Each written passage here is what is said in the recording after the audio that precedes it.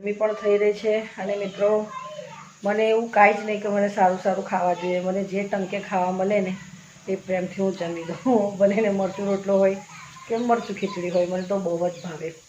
તો મિત્રો ચાલો હવે આજની તો જમવાની સગવડ થઈ ગઈ. હવે સાંજે જોઈ લઈશું.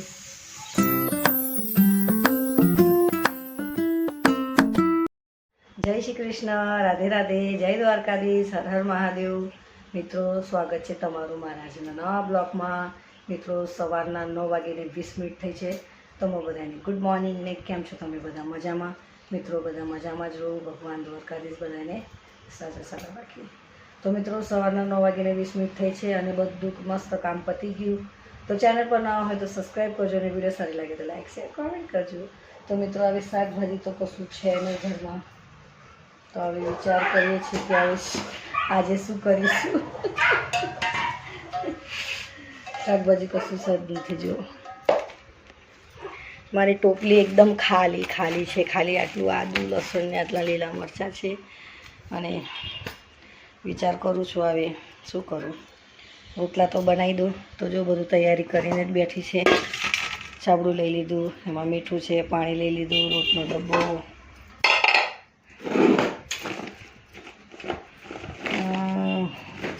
બહુ દિક્કત છે પણ શું કરીએ હવે. ચાલો ત્યાં લગીને રોટલા તો કરી લઉં, જોઈએ જેવો ઠાકોર ધણી આપણો. મિત્રો કામમાંથી આવી ગયા અને મેં કીધું શાકભાજી કશું છે નહીં, તો કે કશું નથી. મેં કીધું ના. તો બહાર ગયા, પાણી બી ના પીધું અને રીંગણ બટાકા લઈને આવ્યા. તો રીંગણ બટાકાનું શાક વઘારી કાઢ્યું કાપીને. જો ગેસ પર મૂક્યું છે કુકર અને સીટી વાગવાની તૈયારી પણ છે. કદાચ વાગશે જ સીટી આવે. તો મિત્રો જે હોય એ બનાવી દેવાનું અને શાંતિથી પ્રેમથી જમી લેવાનું. એવું નહીં કે આ જ જોઈએ કે પેલું જોઈએ. રોટલા તો મેં બનાવી દીધા ફટાફટ અને આવ્યા એટલે બિચારા શાકભાજી લઈ આવ્યા. તો એ કશું નથી. તો 10ના બટાકા ને 10ના રીંગણ લઈને આવ્યા 20 રૂપિયાનું. તો મેં બનાવી દીધું. જે હોય ભગવાન આપણને તો જમવાનું મળે છે એ જ બહુ છે. અને રોટલા પણ થઈ ગયા. જો મારા ઘઉંના રોટલા બની ગયા.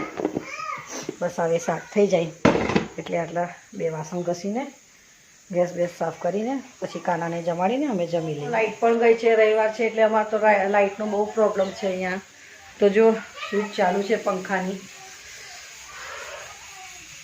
આ લાઇટની છે, આ પંખાની છે. પંખો બંધ થઈ ગયો.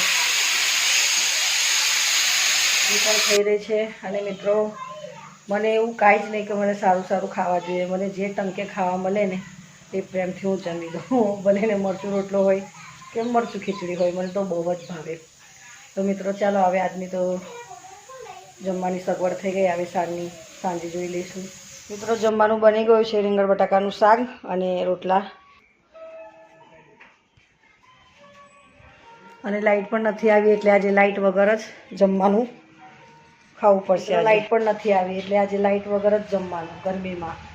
ચાલો તો વિડીયોને કરું છું અહીંયા એન્ડ. ચેનલ પર ના હોય તો સબસ્ક્રાઈબ કરજો અને વિડીયો સારી લાગે તો લાઈક શેર કમેન્ટ કરજો. તો મળે નવા બ્લોગમાં. જય શ્રી કૃષ્ણ, રાધે રાધે, જય દ્વારકાધીશ, હર હર મહાદેવ. બાય.